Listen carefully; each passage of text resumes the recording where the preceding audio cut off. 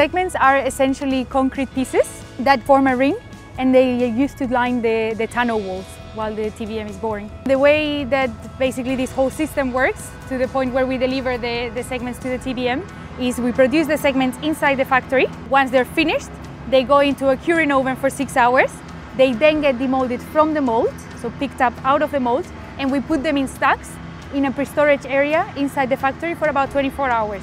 Once they've been there for 24 hours, they come out, get picked up by the gantry cranes, and get placed on this storage yard where they have to be for 28 days to meet the compressive strength requirements. Once we've met those 28 days, they will then get picked up with the gantry crane again and get placed on a special vehicle called the MSV that takes it all the way to the tunnel where they then get erected. We are able to produce 49 segments per factory per shift.